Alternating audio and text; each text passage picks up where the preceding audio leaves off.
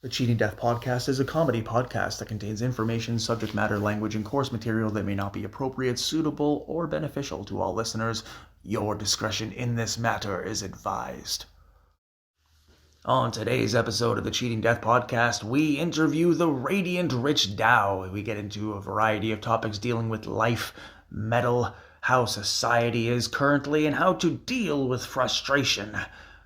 We also provide you with an all-new Annihilation Announcement, a joke of the episode, and more. So, dear listener, prepare yourself a cappuccino and a snack for this very special long-form episode of the Cheating Death Podcast. One of many interviews to come. Enjoy the splendors and the vocal tones of dear Rich Dow as we explain how to cheat death.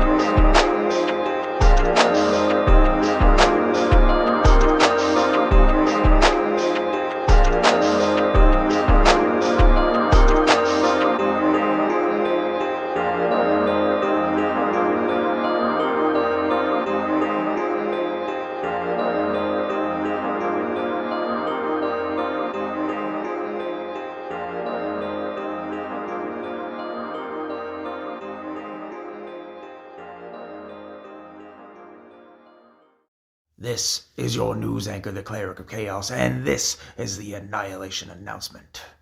As we progress further into the gray that is the holiday, there may be a lot of mixed emotions, some joviality, some pure sadness. Understand, dear listener, whichever side of the coin you dwell on, you have a comrade here in the Cheating Death Podcast. You are valued, you are cared for, you are loved, and there are people in your life who want to see you flourish, want to see you get over this currently tumultuous turmoil that you are trepidating. Know you have value, and you are indeed a holiday gift unto yourself. This has been your news anchor, the Cleric of Chaos, and this is your Annihilation Announcement. Willkommen, meine Freunde. Guten Tag, guten Morgen, eine gute Nacht. Ist deine Reisende, deine Ausländer, deine Cleric of Chaos. And on today's program, we have an absolutely special, sensational, some would argue sensual, the positive, pulchritudinous Pittsburgh powerhouse himself, the legend, Rich Dow. How are you, dear sir? I'm fine. That's a lot of syllables, bub. That is a lot of syllables. You are a gentleman and a scholar. We do what we can here at the program, sir. We have been acquainted for a rather long period of time, so when it takes into account the level of reverence, respect, and camaraderie we have between each other, more syllables are appropriate. Whereas if I just met a fellow upon the street and he asked me for a dime for tea, I would say, here you are, sir, a dime for thee. That's very proper. I like it. I definitely do not utilize this vernacular everywhere. Yeah, that'd be exhausting, man. That would be I feel like at the end of it, like by 5 o'clock, your jaw is just like, it's tapping out. I can't do it. It's too many words. As long as you maintain the jawline from a musculoskeletal and a beauty perspective, everything else seems to fall into place, seemingly. Nice. Fair enough. You, Rich Dow, are probably one of the absolute hardest working sports creators on the medium, and yes, expected full-heartedly a laugh. But yes, it is true. You put out a lot of tremendous content with your friend Jermaine and mutual friend Chris Matthews. There is a lot that goes into your work, not only on a daily basis, but also from a content creation perspective, from an understanding of your audience, from delivering the content that people want to see. What we want to know here at the program, our first question for you, Mr. Dow, is when you wake in the morning and you are embarking upon your daily grind, what is the first thought in your head that pushes you to get up out of your bed? Did the dog shit on the floor yet? It's my first thought. First thing, so I will tell you this. I wake up in a panic, right? I wake up at 6 a.m. I always beat my alarm. I don't even know why I set it anymore. And I look over, I'm like, hey, you ready to go outside? He's like, yeah. All right. Let me find my shoes, find some semblance of a hoodie. Okay. All right. Don't do it on the walk. Okay. Come on. Stay. No, come here. God, Jesus. Okay. And I have to like keep, cause he's 11 months old. So I'm like keeping him in my eye. I'm like, all right, listen, do not stray left or right because you will do some deeds because you're like, is it cold outside? Yeah. We're not going to do it. We're going to do it in here. I'm like, no, we're not. So that's my first thought. All joking aside, it's become so automatic, man. It really, I wake up, I figure out what day it is. I'm like, all right, what is on my agenda? Because my schedule doesn't change. I record Tuesdays, Wednesdays, Fridays, and Saturdays, right? So if it's on any of those days, I'm like, okay, here's what I have to get done. Here's what I have to kind of figure out from the night before, X, Y, Z. So my mind's always going. Generally speaking, my only actual reprieve, and this is like breaking news, is when I'm in the shower. Like in the shower, my head isn't loud. But ironically enough, I'm still thinking, but it's clear. Like I don't have the phone right there. I don't have the wife or the puppies. I don't have any of those external things. I just have the water and me. And then I formulate all these great ideas. I'm like, oh, this is gonna be great. Get out of the shower. I'm like, oh, where'd they go? Oh no. Oh. And then, but it's a nonstop thing, man. But I love what I do. So that's kind of what this is. I'm not saying this is how my head used to work, because it wasn't a business, but now it's a business. So I would always think of sports stuff. It would matter to me. But now I'm like, how can I position this or maneuver this into something that people want to hear and that I also want to talk about? That's the one delicate balance is I'm very genuine. I'm not going to talk about stuff I don't care about. Like, it's just not, that's not fun for me. And that's going to come through. I'm a very emotionally available person, so you will be able to tell if I'm interested in doing what I'm doing or what I'm not. It's just, a lot of people on the internet don't do that. A lot of the bigger channels don't do that. They're just very like, oh, clickbait. Here's the thing I'm really interested in. And they're like, I want to die. And it's just that I can't do that. It's not interesting. And I wish more people did that. We always say that a genius is someone that is a master at performing a task in which they despise. That could be argued extensively, and one could identify that particular soul as just being a master and being a masochist. There's no genius behind doing something you hate well. There's going to be a lot of things in life that come into play that have either external or internal implications, but you're ultimately going to be able to realize what is going to push you, what is going to make you a better version of yourself as time goes on. When we look at how our passions play out, when you post and when you talk about everything that you, Jermaine, Chris, and everyone else discuss, it's quite clear all of you are in it. Your hearts, your souls, your minds, all of you. 100% of you are into this entirely. And when you consider the fact that all three of you have known each other for an extensive period, you have fully committed into converting this into a business endeavor, which is an absolutely noble, and especially in 2025, a monolithic task. One that both you and I are, approaching separately and differently.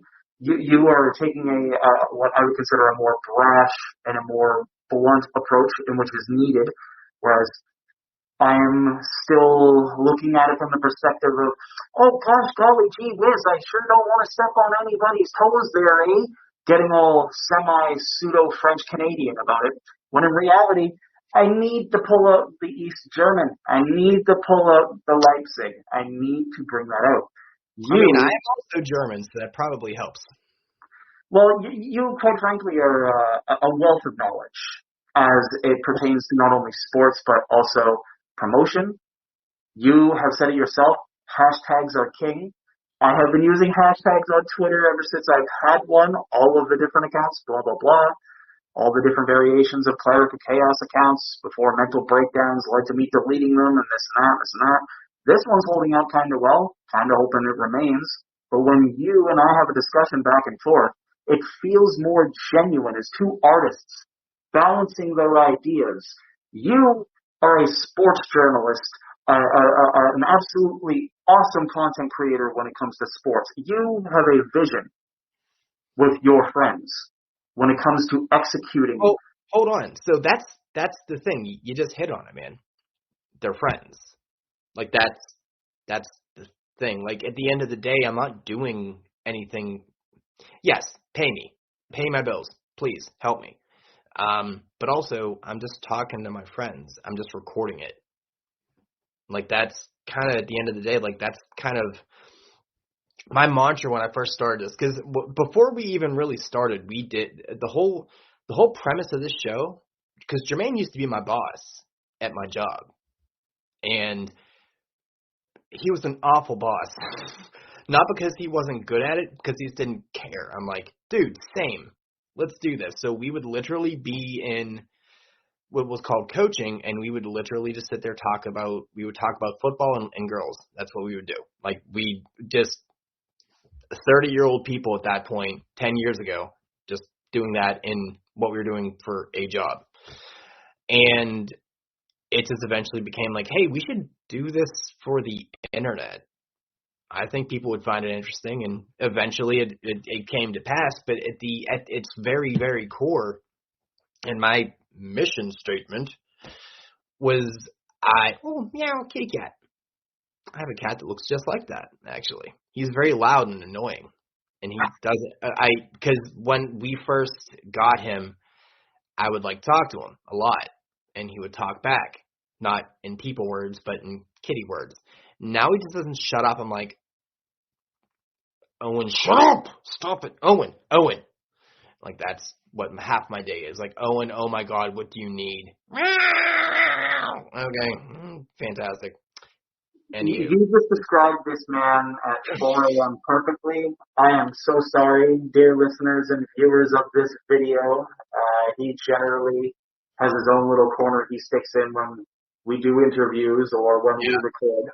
But every once in a while, I bring the pug on all the time. I bring the pug on all the time on the video. It's fun. It's a nice little like run-in. Well, anyway. You know the scary part? You remember the discussion that we were having about AI before we started recording? Yeah. Someone has created some sort of like weird Twitter account that's associated with this little guy and his now deceased brother. Like we used to be free. Like this guy had a big gray baby brother, but we lost him in March. And he's become extra like this. He has separation anxiety now. Yeah. He clings. So even when it comes to like working from home and doing the consulting and doing the meetings, that's another reason why when I learn from you and I learn from all that you do and I watch all of your clips and I read how you like format them, I write down what you write, how you write it, how it's executed, and I see that you get steady growth. You know what you're doing. Your passion and your precision separates those from just an idea. So when you first started doing this, as the Pittsburgh powerhouse of sports, I consider you to be. Which it never started as a sports thing, by the way. It was just the regular show that we do on Fridays. Like, that was the initial show for the first year. And then we added a football thing, and then I added a baseball thing. but like it's very crux. It was called the X's and O's of life, and I thought it was a funny name because I'm like, we're both football people, and we're just kind of going through the X's and O's of life, and we did shows where we would break down a word, like what's love, like what does that actually look like, what does that mean? Like we did anxiety, we did so many different things that were like, oh wait, I also run a fantasy football league. We should maybe do a show about that because I've been listening to fantasy football podcasts for years. So I'm like, we could do that. We know what we're talking about, but we're going to do a different spin on it. We're not going to do the prototypical, here's all the numbers, guys. No, I don't want to do that. That's not fun to me. That doesn't separate you. What separates you is how we, kind of approach it. We're like very like, no, this is what I feel about this. This guy sucks. Don't play him. Don't do that. No bueno. But sorry, I just wanted to like let you know before we kind of went into that portion. It's like, no, it didn't start off as a sports thing, man. This was just me talking to my dude. See, and that's the thing, is you have been doing everything that revolves around different ideas and concepts of content creation for such a long, varied period of time that you now have segments and chapters of people who, like, you permanently got me to attach you as sports guy as soon as you told me that you're Pittsburgh born, or because Pittsburgh to me, and again, this very well just might be the German or the European viewpoint on Pittsburghians, or it might even be the French-Canadian perspective. I'm not entirely sure. But strong, resilient. Don't want to meet any of them in the back alley at 3:30 in the morning if you've crossed them earlier in the day and you pissed them off. But also some of the most intuitive, some of the most determined, and some of the most resilient people in the blue-collar section of the United States of America. Am I incorrect? Yes. Used to be. I mean, you're not wrong. Like, maybe 15, 20 years ago, yeah. Now it's very progressive and very like techie. It's like, yeah, because this was like a steel mill town. Like you built shit. Like that's what you did. Now all those things are dead. Now it's all like, hey, computers, nice, let's do that. And it's such a large kind of city hub where that's just what you do. So, yeah, but I mean, now it's just like you don't really get the hardworking folks. If anything, the people that are hardworking are considered the construction people, and they're super lazy. So it's almost like an ironic, like, and one person's working. Fantastic. Makes sense. Thank God my taxes are going to this. Love it. Completely okay with that. If there are 20 people standing in a music studio and there's one artist in the voice box going through their links to produce an absolutely monolithic record, not okay when you're facing a new urban construction project that has to do with sewers and pipelines and you're paying all of these people the equivalent of about, anywhere between 30 to 60 US dollars an hour on average. It gets a little pricey. We do have that same problem here. The other problem with that is you don't want to go to a concert that's going to take 14 and a half hours, right? No. You want to be in and out in about 2 hours, hour and a half.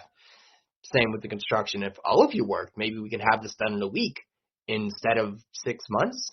We're just going to do one person at a time. Perfect. That makes sense. That's great. And we're going to slow down traffic? Love it. Please. Give me more of that. That's exactly what I want to deal with on a Wednesday. Super great. What does it mean? Less infrastructure and more delays in my day? Where do I sign up? This sounds like the dream destination of all nations, my friend. Everywhere. Yeah. But when we look at your history, your current trajectory, your overall progress as not only a content creator, but I consider you an artist.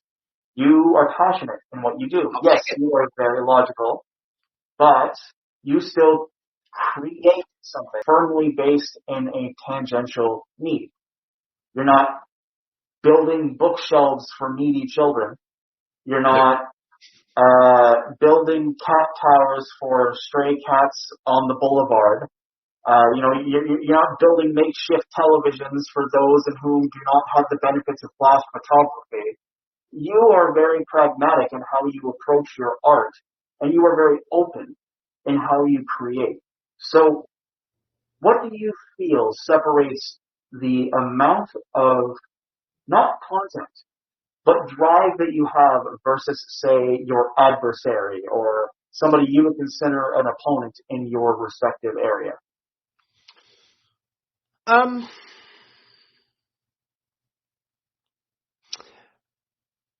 would say I genuinely buy into what I'm doing. I'm not just spouting off the new cultural thing or the new hotness per se or whatever you want to say there. I do everything myself. I don't have a team. I learn as I go. Like, I don't have any formal training in this. Like, I didn't even have an online presence before I started this. I didn't have a Twitter. I didn't have a Facebook. I didn't have anything. I was like, I don't need or care about that. And also, I still hate Twitter. So Twitter's a dumpster fire. But I feel like there's a level of genuine desire and care and aspiration here. And yes, I would like to make money off of it, but that's not my goal. And I think, unfortunately, people see bigger channels and they see all the money and they see all the little things they do. And like, I want to do that. I'm never going to get to that point, man. I understand that. I understand this is a hobby that I could make something off of. This is not going to be my job. Now, if it becomes that, I would say that's by the grace of God and being humble and what have you. But if you have that as your aim, dude, you're gonna fail, man, because you're gonna start doing things that aren't things that you want to do. You're not gonna talk about stuff that you want to do. I'm gonna go talk about basketball. I don't give a shit about basketball. I don't care at all. Not even remotely close. I'm not, like, even to the point where, like, you know, our friend Drew Yari has a basketball show, and we had him on a few weeks back, and I was like, hey, you know, talk about it. Am I ever gonna watch that show? No, never. I don't care about it. I'm not going to do that because I'm not going to just listen to something I have no idea about. Drew doesn't watch the football show. Drew doesn't watch the baseball show. You know why? Because he doesn't care about it. That's fine. I'm never going to cater my stuff to people. I'm going to cater to myself. And if you fall into that niche, perfect. If not, hey, no worries, man. That's why the internet's so proud. So yeah, I would say just a genuine desire and care. And one last little interjection here. I appreciate people that actually watch. And it's not just the YouTube verbiage. Like, we literally had a show last night. It's perfect timing. It was because, you know, you remember how Spitball did they put the link of StreamYard and people could jump on the show? Well, yeah. I did that a few weeks before they did that on the football show. Then they did that on their show, and then I did that again last night, and Dirk came on, and Chris came on, and Rams came on, and I wanted them to tell me what their Thanksgiving stuff was, what their plan was, what they're thankful for. Some people don't really have that comfortability or that ability or that desire to do that until maybe it's given to them. And I want people to know, like, no, I appreciate you coming on here and doing this and spending your time and effort and maybe getting out of your comfort zone and doing all that fun stuff. I think that kind of separates me from folks too, because I really do. I remember when we would get maybe 2 views a week. I remember that vividly. Me and Jermaine would sit on the porch, listen to the show, and we'd critique it like we're like the kid. We're like the people in the balcony and the Muppets. Like, we would do that. And now we get much more than that. But I'm not forgetting those early days, and that's why what we get now is so appreciative. And like, people talking in the chat, like, we never thought we'd have that, man. Like, you would see that on other channels. You're like, no one cares. Like, we were begging for someone to say something. Now it's like, I can't keep up with it. I'm like, I need to get another monitor because I can't focus on this and you guys. Like, that, it blows my mind. So I think staying in the now and remembering where you came from, that's huge. Progress is important, whether it's one small step, whether it's a different idea, a slightly different perspective, or even a total change. One of the things that we People here are at the asking me program, to go on shows like you. Like, what? at the end of the day, well, you kind of hit the nail on the head. You, Rich Dow, have been pushing us for well over 5 years to get out of our shell and come out of our own proverbial ass and just start doing this again. You are part of the reason why we formalized the program finally after years of trial and error, after figuring everything out. You are responsible for that in part. And that's another thing that you mentioned specifically is about appreciation. Remembering foundations, roots, where you came from versus where you are versus where you plan or hope to be. Over the course of those times, you have not only figured out how to remain consistent, but you have taken your listenership and you understand that you have a dichotomy of listeners. Probably a circumference more specifically, but I'm a huge fan of balances, as you are well aware, left and rights, Baphomet's, up and downs, all that shit. So you look at the fact that you have some listeners that are probably earning a lot. They probably have a well-connected social group. They're sharing with their friends. They're all like, hey, yo, check this guy out. He is absolutely phenomenal. He knows what he's talking about. I really like his content. They put an attention to detail like no other. But then you also understand you more than likely have the listener that is, or may not be, don't want to be presumptuous here, but socially dejected, may have just gone through a whole litany of social circumstances, maybe going through an exceptionally dark time, maybe experiencing financial strife. They don't communicate. They don't really give you any feedback, but they're still there. They're still kind of like silently following or silently like lurking along and supporting and being all like, yay, he released another podcast. He did a great thing. Excellent. I'm so happy. This is amazing. Oh, I'd send them an email, but man, I don't know what to say or like whatever, people who listen to you for years through everything, but also do what they can in their own lives, and they take inspiration and hope from you because you're their most consistent voice. You are what they listen to for a very large portion of their weekly content consumption. For both of those listeners, at the top and at the bottom of the proverbial scale, or the left or the right, or however you want to view the metric, both of these people have taken time and taken effort, and you acknowledge each of them equally. You do what you do. And that is one of the reasons why I'm happy to say this openly and bluntly on the program, is that you are innovative. You are insightful. You deeply care about the people that take the time to commit to not only listening to you, but following you and doing their very best to ensure that when it comes to listening to your program, you're in their top 3, top 5. Because there's 4.2 million podcasts out there right now. There's a whole ton of people sharing their opinions on sports, life, content, art, and everything in video format now. We got lots of competition, but you handle it more bluntly in a careful and considerate way. I handle it a little bit less bluntly, a little bit more, as you put it, cordially and properly and with, multiple syllabic words and shit. This accent is fake. This entire, even our banter, this is assimilation at its finest. You wanna know how I actually speak? It's a completely different game.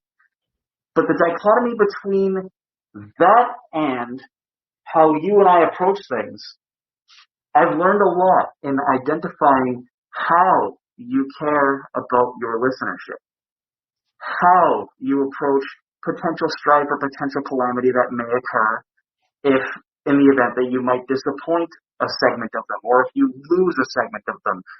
You don't let things impact you so much that it impedes your progress. And for that, I truly think that you deserve all of the appreciation, respect, and positive well wishes with respect to your future progress, not only as an interviewer, not only as a content creator, not only as, again, a leviathan in sports, as I consider you to be, but just as a human being, Rich. Hey Now with Rich Dow is probably one of the funniest and most beautiful titles I have ever heard because it's so cute. Blame It's Draper. adorable. Draper and B Show. Actually, no, it's actually just Draper. Because he would just always say that when I was in the spitball chat, and I was like, dude, I gotta adopt it. I just have to. Like it is 1,000,000,000% him. So then I just renamed the channel that and all that. But yeah,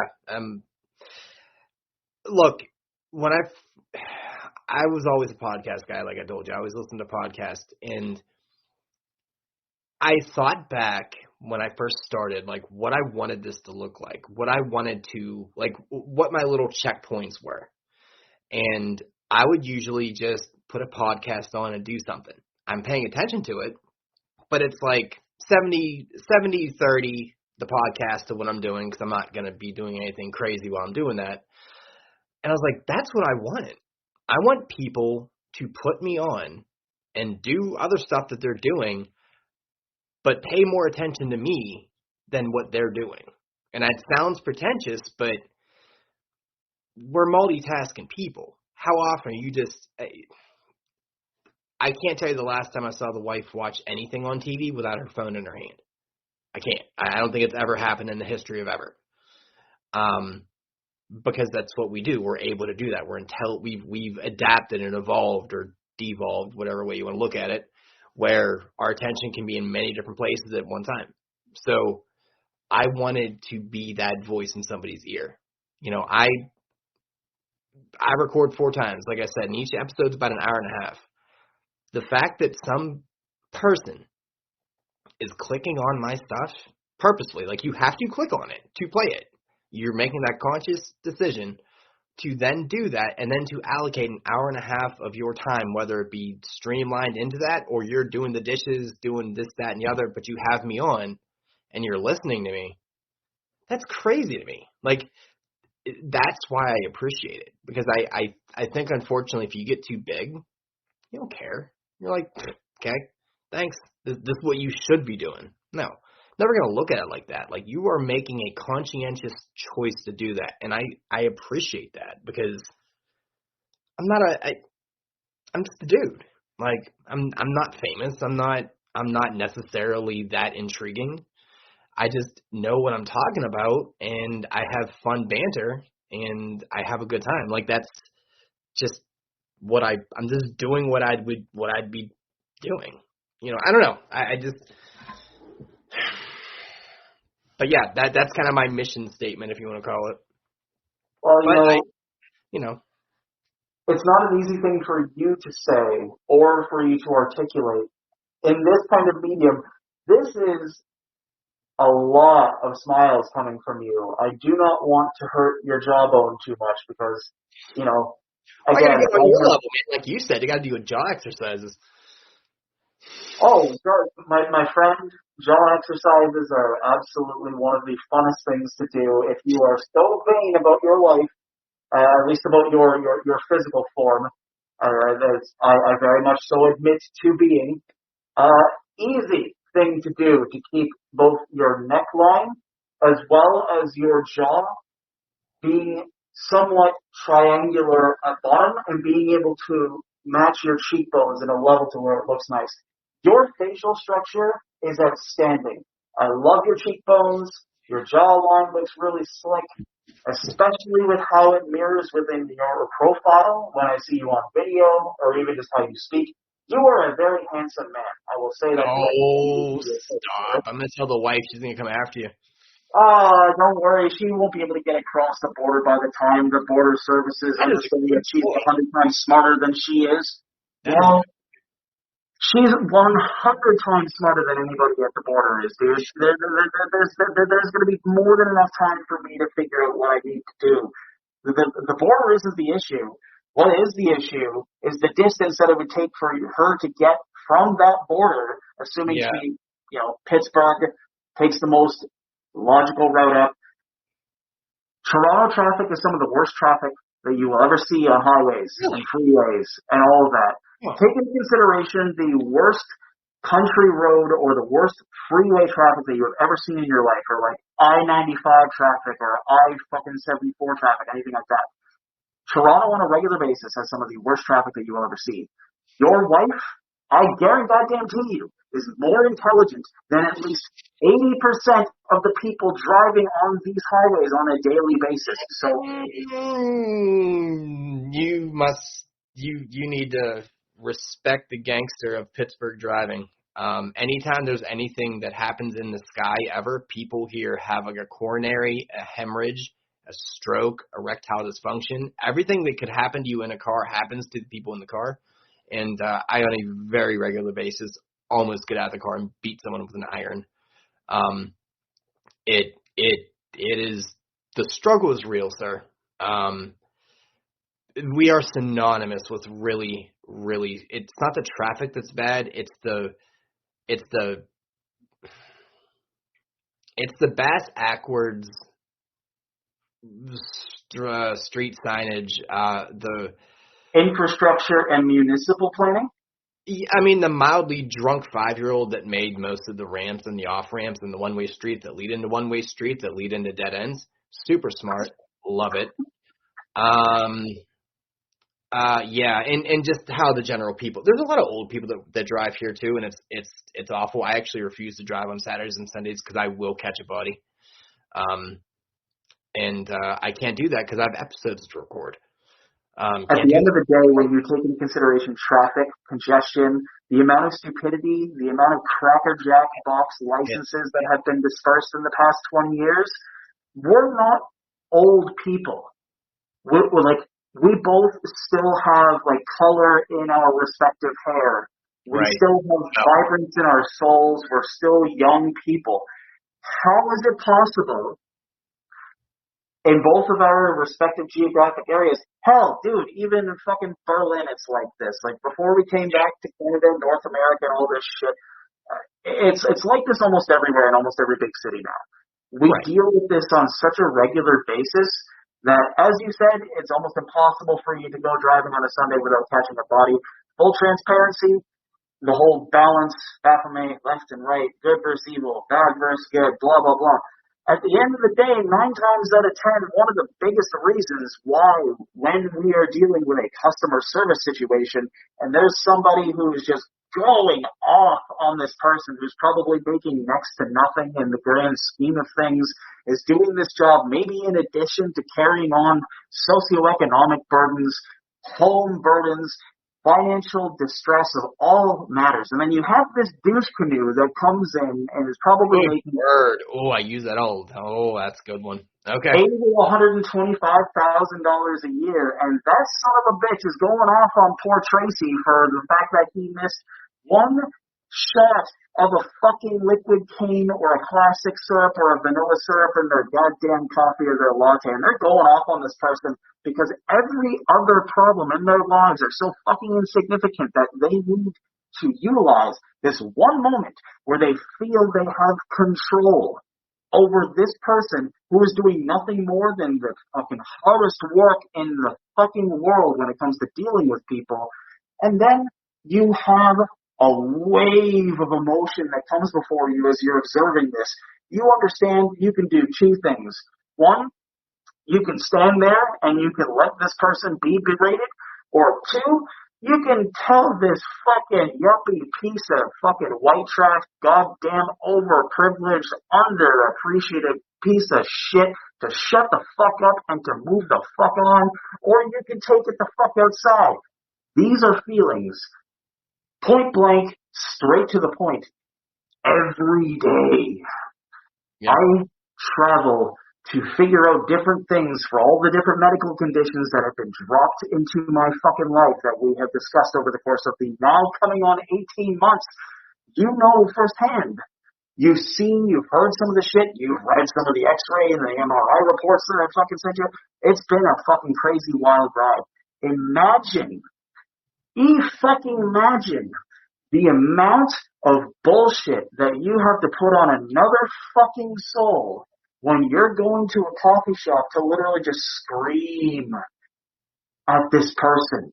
Yeah. And you go there again and again and again and again and again and again and again, and you still scream at whoever's serving you the coffee, that is when you realize that you don't have a coffee issue, you have a control issue. And then, as both you or I would separately handle the observer status of that particular situation, I'm telling you right now, man, I'm getting to a point where,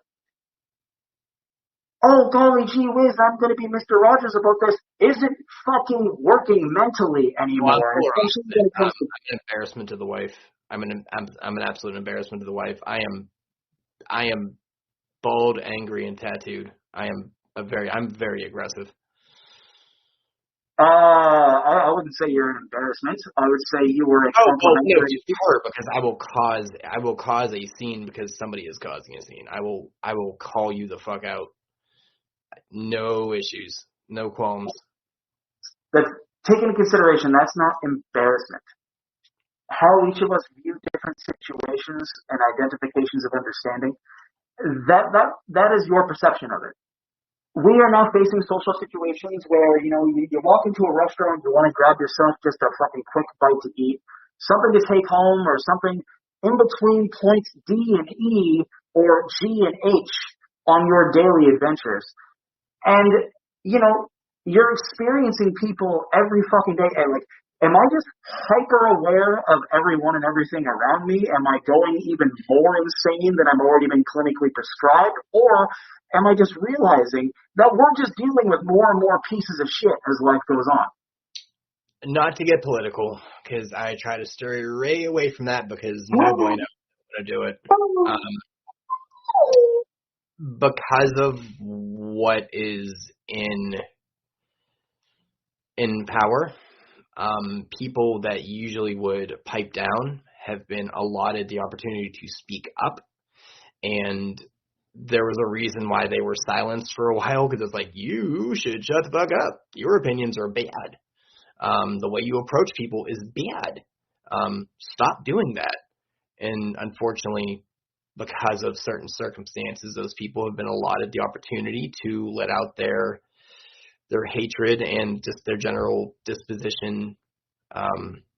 And those people are more and more frequent, so they feel protected when they lash out.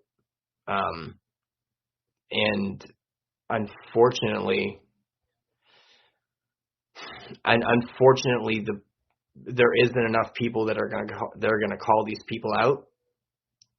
And even if you do, they tend to be a little bit.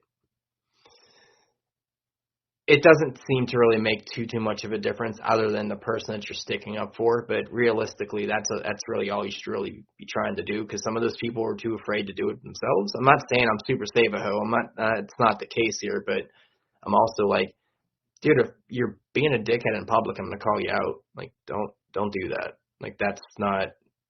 Don't. Because you don't want the smoke. Just don't.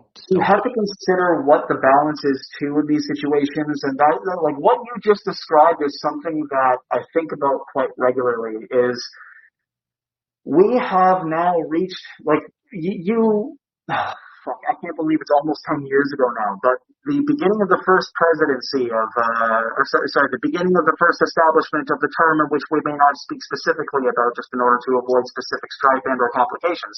That was the beginning of when things started to really, truly unravel.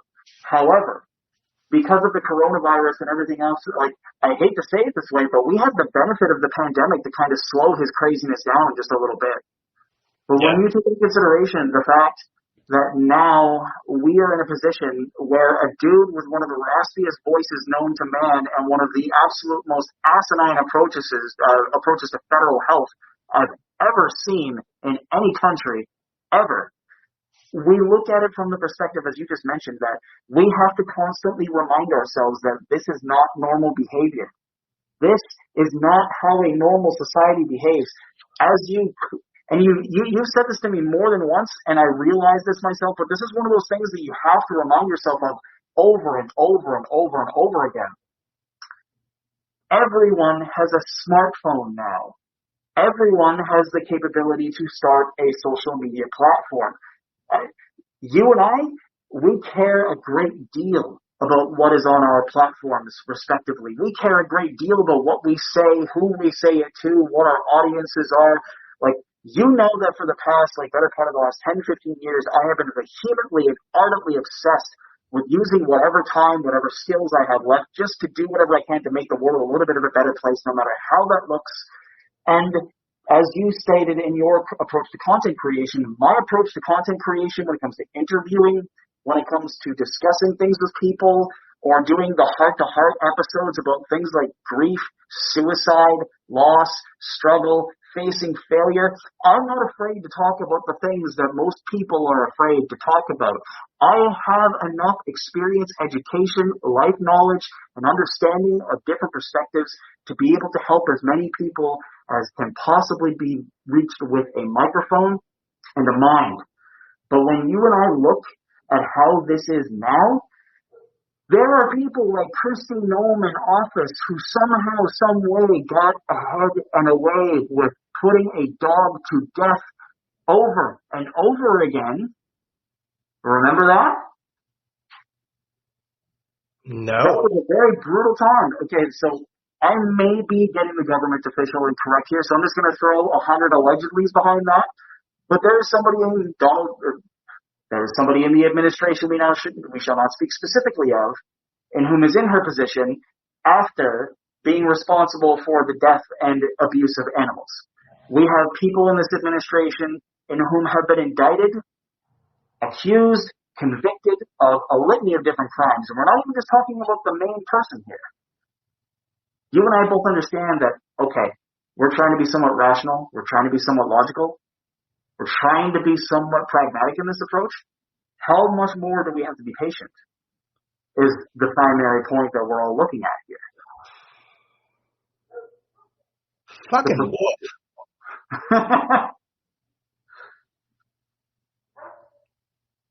Get me off this mortal coil. I'm fucking over it. Yeah. I would, but as long as cold brew coffee exists, there really isn't much that I can do in that regard, man. The moment that cold brew coffee exists, I'm sorry, I'm going full kamikaze into an office building. I'm just going to run into it and fall over comedically. Yeah, just to wrap that part up, I think unfortunately we are in the society, we're in the decade, we're in the generation, whatever you want to call it, where things that should not be socially acceptable are now socially acceptable. And things that should be socially acceptable are not socially acceptable. And you can read between those lines as much as you guys want. Perfectly fine by me. But just think about what used to be okay, or at least not looked at, negatively, are now shunned. And things that used to not be favorable, and the things that were said in the dark or thought in the dark are now freely open. It's like, hey, because this isn't it. It's like someone turned the world inside out. It's like, there's a difference between a freedom of expression and a restriction of that freedom of expression being a complete myth and or a never existed in the first place. The idea that right is a right, when you take into consideration the fact that you just poignantly and articulately, specifically, bluntly stated, it's a rough time. yeah, Thought crimes, information crimes, and all of that. I mean, it really doesn't matter what you think. I am the program, like we are a believer. The program. We'll get into that another time. But we believe in, it doesn't really matter what your overall viewpoints are. As long as you are not destroying innocence, you are not harming or corrupting or making any attempt to destroy children's lives. You are not SAing people on a regular basis. You are not murdering people. You are, what I would consider general decency. As long as you're doing that, your opinions are just that. We lost that logic a long time ago. Like, that logic behind that isn't there anymore. It's like that, being that everything's kind of like a free-for-all now, I think just like the moral compass people have, that shit broke. Like, they lost that in the woods, their friend. To normal people, like, hey, you should do. Don't touch her or him if they don't want that. Don't say derogatory things about someone's sexual preference. Like, don't murder. Like, that's never good. But like, if you kind of stay away from those three things, you should be good, right? Like, that's generally. But I feel like that line is so skewed now because, you know, sometimes a creamsicle touches a porn star when she didn't want it. That's crazy. So like, if the leader of the free world is like fucking finger banging a porn star, like you as the general public, you're supposed to believe like that's not okay, or that like. So you get these impressionable people that are generally people or sheep. Really, that's kind of my thought for the most part. The boilerplate for consent should not be something that is difficult to understand. Yeah. You know, let's get this on record publicly, and for anyone who may be listening to either one of our simulcasts, and I'm going to give you this video after we're done, and you can post it to whichever medium and do whatever you want with it, manipulate it any way you wish. But consent is simple. 1, no means no.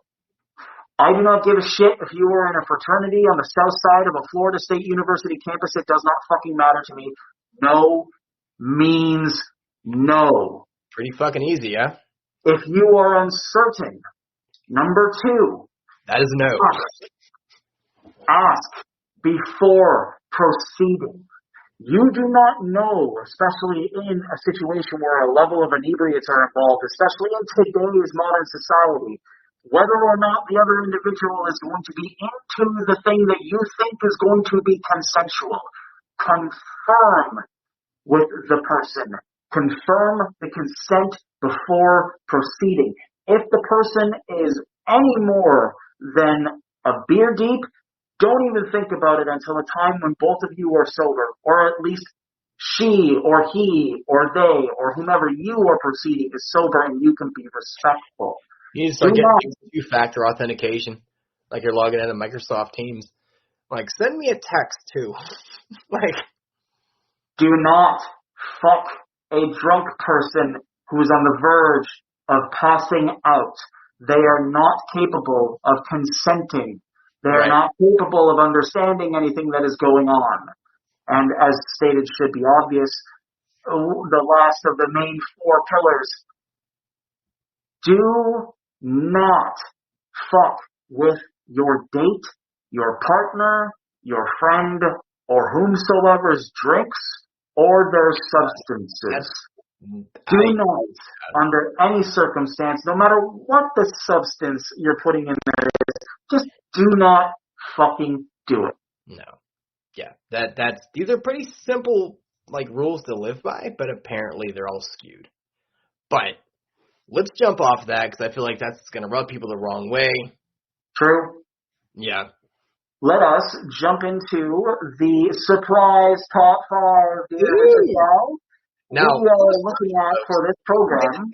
He was going to tell me. I told him to fuck off. Don't do it. I want to know exactly when. So this is like, if anyone that's watched, you know, what we do, like the drafts we do, it's not planned. We figure out our ideas on the show. So I want to kind of flow in the same veil and see what you got, because I have no idea what you're going to ask me. I have no idea. Well, it's interesting that you made the bald, tattooed, blunt observation earlier. Okay. Because I have had a few ideas going through the course of the cranium. And today's top 5 is going to be our top 5 hard rock or metal songs, specifically released between 2018 and 2025. I'm going to be very quick and very blunt with mine, and you're probably going to laugh at how stupid it is. But number 5, we have Rammstein's Zeit. Number 4, we have Rammstein's Armin der Christen. Coming in at number 3, we have Lindemann's Frau und Mann. Coming in at number 2, we have Altusfleisch by Till Lindemann. And coming in at number 1, we have Auch so gern Pain version by Peter Toftagren und Till Lindemann. Oof. Okay, so here is my issue, just to put it out there. I don't like new music. I can't. I'm not a fan of new music. I'm not. So let's stretch it out. Let's take the time parameter. Okay. And let's just make it from 2000 to 2025. My list still does not change. Okay. Ooh. So hard rock and or metal. And yes, Seether, Seven Dust. I hope you don't include Avenged Sevenfold, but bands like Slipknot, Korn, Limp Bizkit will be considered for nomination in this list. Fair. I don't know if I'm going to necessarily be able to rank them 5-1, but I'm going through my music here, and I will just say one. Oh God, I fucking love Maynard so much.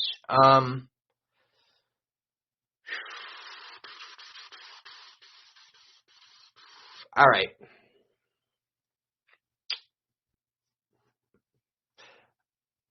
I'm going to go the Deftones featuring Maynard, Passenger. Because it's not overly heavy. It's haunting. It's haunting, and it's just with all these veiled messages. I dig that a lot. I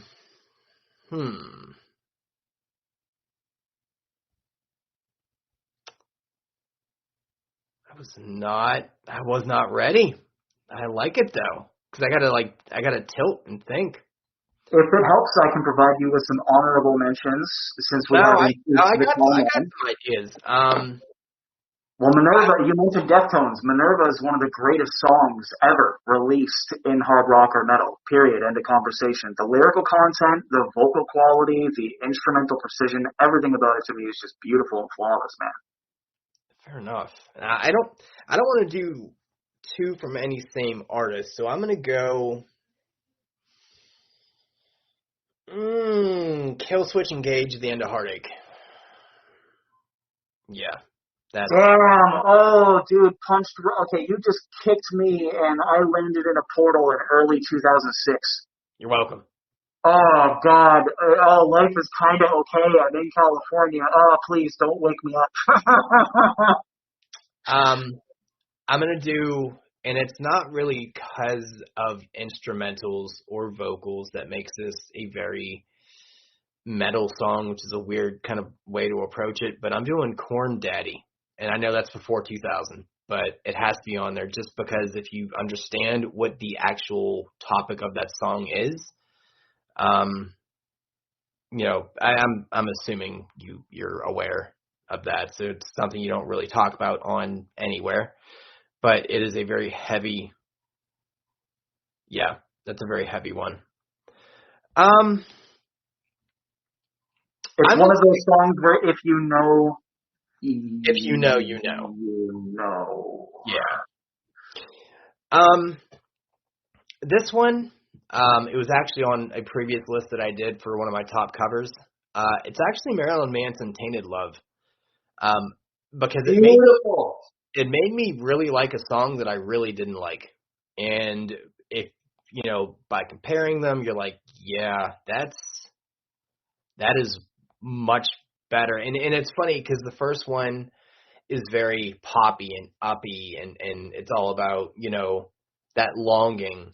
And this one is like, yeah, no, fuck you. I'm all set. We're all good. I have I have nothing for you. Let's see. I gotta get one more. Oh, fuck. Yeah, I gotta put this on there. I can't avoid it. Judith, The Perfect Circle. Yes. I had a feeling there was going to be some inclusion there of a perfect circle. I couldn't just, I had to find out which one I wanted to do, and I'm like, that from the jump, you're like, oh. And it's funny, because when it first came out, I didn't like it. it didn't tickle any of my fancies. But Really? yeah, That's wow. yeah. And I don't know if it's because I learned more of their catalog, and I mean obviously that came out what 2004 or something like that. 0304, yeah. Dude, that's 22 years ago. At that point, I was how old was I? 17? Yeah, dude, I barely had dick hair. So like as I grew up and my palate evolved and what have you, it's like you understand it, you appreciate it, then you learn what it's actually about, and you're like, oh no, then it has a whole nother like resurgence. So yeah, that was fun. You go through life listening to songs in different stages of your own progression. Yeah. And you start to resonate with them, or you start to separate from them more. Yeah. When you start off as a child, it's generally speaking what your direct overall geographical influences are. Yeah. I mean, sorry. We're officially reaching the cusp of getting into middle age. So that's how it was for us. I mean, I know for new generations it's going to be significantly different with the advent of internet in the home. But we look at songs that we grew up with, like for you, as you mentioned A Perfect Circle, you mentioned Maynard James Keenan. Like, dude, I can't think of a time when Schism didn't get me through a thought block, or when there were times when a Deftones album would be the difference between me being able to smile and being able to think differently than how I was able to view it as a kid, where I was just like, oh boy, my favorite band, I wonder what they're going to bring this time. Yeah. Now, and additionally, as somebody who's worked in the industry for about 20 years professionally at this point, it's beautifully haunting to listen to it now and to be like, wow, I'm still alive. I'm still okay. I'm still doing my best. I'm still trying really, really hard. And I know more about what this song means to me now. And as I listen to this song, it's evolved. Memories and movies of myself through over the years of my life come back and play to my mind. And your list is probably one of the best lists I've ever heard in that respect, too. Oh. So, yeah, 100%, fully transparent, fully blunt, and fully direct. We say what we feel, and at the end of the day, if that is something of concern, we have a podcast email where people can reach out to, and a complaints department, which again is more than likely just going to yield to being told to go fuck yourself, but we'll see as it is. But that being said, Rich, what I'd like for you to do as we conclude this lovely interview, and note the full interview will be sent to you and you can make it available through whichever means you choose. Yeah. What are all of your plugs, all of your platforms, and everywhere you would like us to follow? Yeah, so I'm pretty sure it's Hey Now Rich Dow on Twitter. I really can't be sure, to be fully honest, because I'm on there, but I hate it there, so I try. Oh, no, okay, yeah. If you look up Hey Now Rich Dow, I'll be on there. It'll be a picture of my 4 pods. And really, I just recorded YouTube, so if you look up Hey Now Rich Dow on YouTube, that's where you'll find me. And, yeah, it'll just be plastered with, like, pug stuff. And occasionally you do shows with other individuals as well. Your co-host Chris Matthews, your co-host Jermaine. Follow them on their social media platforms, as you said. Jermaine's on social media. Jermaine. That's what I was going to say. Jermaine, no social media, just with what you guys do on the videos. A friend of ours, Drew Yari Experience, you can follow him on Twitter as well. It's his various YouTubing platforms. Of course, our friends over at Spitball Media, we have John Draper, B. Show Brian, and we have Shaheen, the absolute graphic dream. We take into consideration all of the people who are listening to this. Did you know that initially Shaheen did some of my graphics for me? He made logos. Yeah. Yeah, I paid him to make some of my logos initially. Now, I don't use them anymore, but I definitely put money in his pocket. One day, I will send you I think it's either 2018 or 2019 graphic he did for me, where it's very Bray Wyatt-esque. He has me holding like a skull, and like my hairstyle hasn't changed in like 20, 21 years or so, right? But he masters everything so perfectly and makes the background very Portal-esque. Like, he's a very He's a excellent artist talented dude, man. He's a talented dude. and a very nice person. Yeah, We both I've had know him on the Don show several Stoney. times, man. One of the dudes who just truly gets it from top to bottom, artistically, visually, and especially in the discussion of movies. Really, really glad that, we had both experience with him. We also know Don Stoney, who is a lawyer aficionado as well. One of our great friends. Follow him over on Twitter.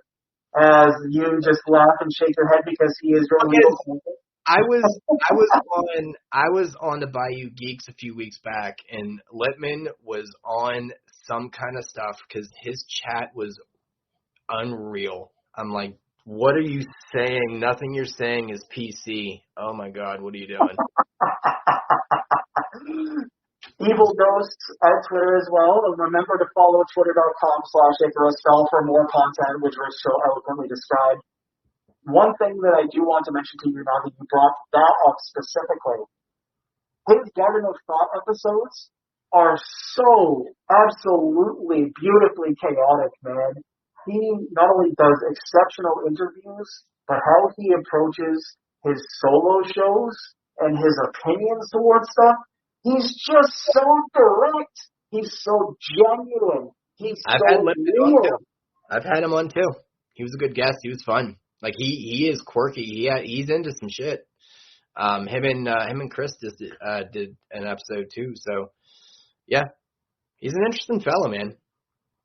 I'm like, who gave him a law degree? They shouldn't have done that. But fair enough. Well, I mean, with rumors going state to state, well, there's a very strong chance that, over the course of time, the bar exam may or may not be removed and replaced with an AI training model of some type. So, there's hope for us one day. But as we conclude the program, we want to remind you, dear listener, that you are indeed worth it. You look in the mirror every morning. As you go to sleep at night, what I want you to know is that you see yourself each and every single day. Give yourself an opportunity to relax. Look yourself in the mirror and say, hey, beautiful, see yourself tomorrow. With that being said, this has been the Cheating Death Podcast with our guest, Rich Dow. Thank you, and take care.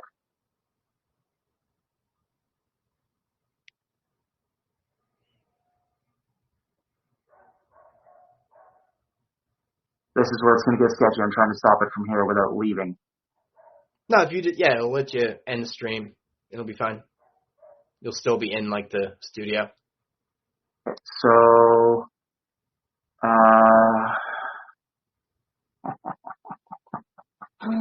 settings, recording. Yeah, it's still going. Yeah, so there should be a place kind of right up top where it says end. End recording. Yeah.